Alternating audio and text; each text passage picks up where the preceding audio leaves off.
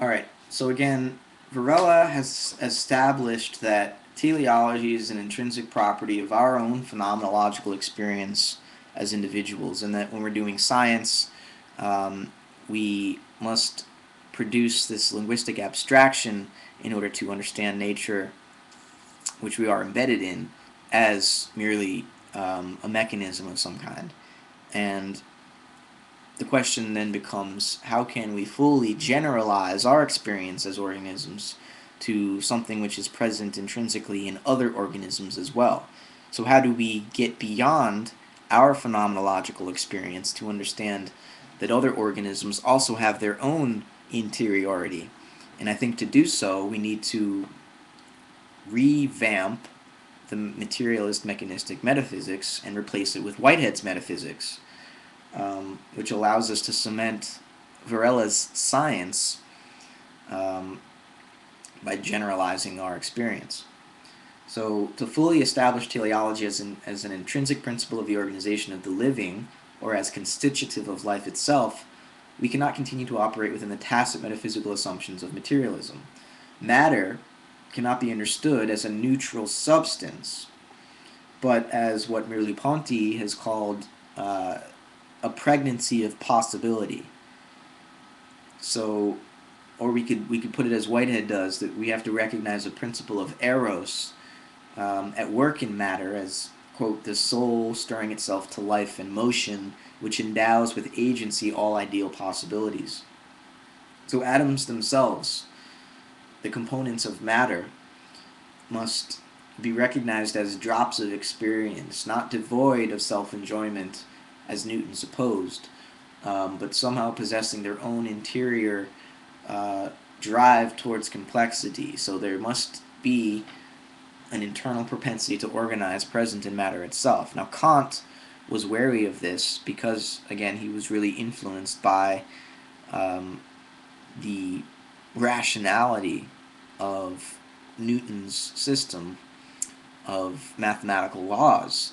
But the issue is that these mathematical laws are, again, abstractions, which, if we take them as constitutive of reality, blind us to the immanent, concrete nature of our experience itself, of our immediate experience. And part of what Gebser describes as the problem of the mental mutation of consciousness is just this fallacy of misplaced concreteness, taking mechanistic abstractions for reality and then trying to derive experience, our own experience as human beings, from them. Whereas the only metaphysically sound way to proceed is the exact opposite, to take thought and abstraction as an attempt to understand experience, and the reverse, that experience comes first and then the metaphysical principles of abstraction sort of allow us to understand it, and that we should only use metaphysical principles to elucidate our experience rather than try to derive experience from some arbitrarily imposed metaphysical assumptions.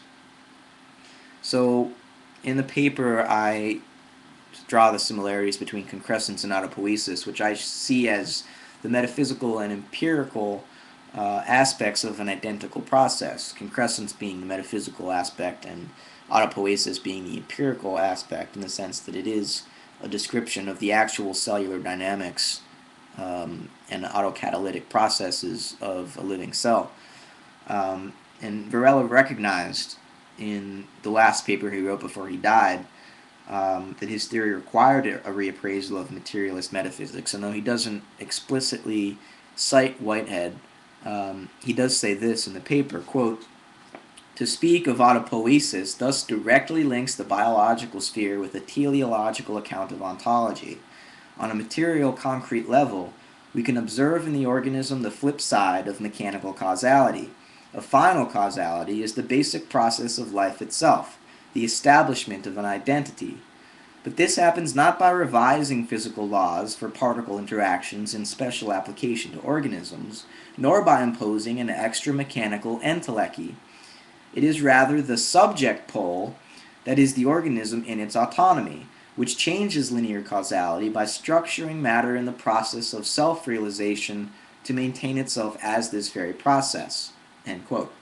So the mention of a subject pole there is, I think, obviously derived from Whiteheadian metaphysics, in the sense that we understand um, the self-organizing properties of an organism as the formal cause, as matter anticipating um, the future, in a sense, recognizing possibilities, and thereby entering this causal chain or loop of self-production and autonomy.